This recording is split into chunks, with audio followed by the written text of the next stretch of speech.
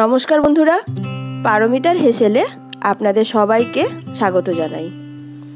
আজকে আমি আপনাদের সাথে শেয়ার করব পটলের একটি নিরামিষ রেসিপি। এটা কোনো নতুন রান্না নয়, বহু পুরনো একটি রান্না। আমি কিভাবে বানাই আজ আমি আমার পদ্ধতিটাই আপনাদের সাথে শেয়ার করছি। এখানে আমি 10টা মিডিয়াম সাইজের পটল নিয়েছি। খুব ভালো করে পটলটা ধুয়ে পটলের খোসাগুলো সব প্রথমে ছাড়িয়ে নেব। তারপরে পটলের দুদিকটা সামান্য চিড়ে নেব। এর ফলে পটলের গায়ে খুব ভালো মতন তেল মশলা প্রবেশ করতে পারবে। পটলের অনেক রেসিপি আপনারা ট্রাই করেছেন বাড়িতে। আমার পদ্ধতিতে তৈরি এই নিরামিষ দই পটলের রেসিপি অবশ্যই একবার বাড়িতে ট্রাই করে দেখবেন। আশা করি আপনাদের ভালো লাগবে। সব পটলগুলো একই পদ্ধতিতে দুদিকটা চিড়ে নিয়েছি।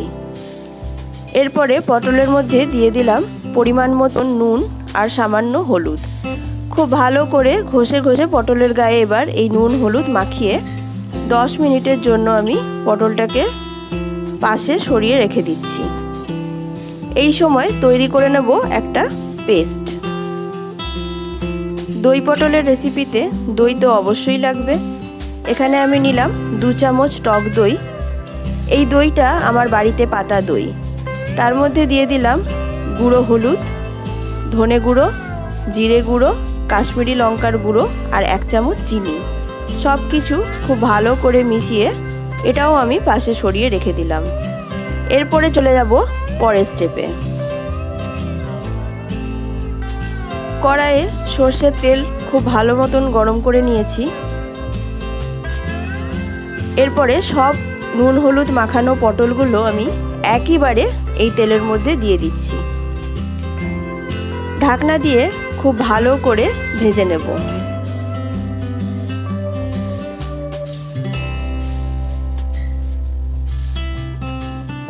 পটল ভাজতে বেশি সময় লাগে না, তাই সামান্য রং ধরলেই পটলগুলো এবার তুলে নেব। দেখুন পটলগুলো ভাজা হয়ে গেছে। এবার এই পটলগুলো একটা প্লেটে তুলে নিয়ে অবশিষ্ট তেলে আমি বাকি রান্নাটা করে নেব।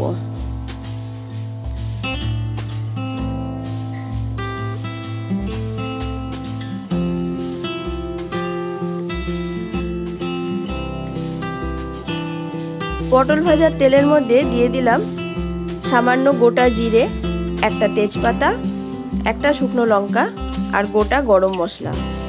ফোড়নটা কয়েক সেকেন্ড নাড়াচাড়া করে নেব যতক্ষণ না একটা সুন্দর গন্ধ বেরোচ্ছে। এরপরে এর মধ্যে দিয়ে দেব 1 চামচ আদা কাঁচা লঙ্কা বাটা। আদার কাঁচা গন্ধটা চলে যাওয়া পর্যন্ত আদাটা খুব ভালো করে ভেজে নেব। তারপরে এর মধ্যে দিয়ে দেব দইয়ের পেস্ট। এই সময় গ্যাসের ফ্লেমটা আমি অফ করে রেখেছি। খুব ভালো করে সব কিছু মিশিয়ে নেওয়ার পরে আবারও গ্যাসটা চালিয়ে দিয়েছি। পরিমাণ মতন নুন দিয়ে মশলাটা এবার ভালো করে কষিয়ে নেব যতক্ষণ না মশলার থেকে তেল বেরিয়ে আসছে।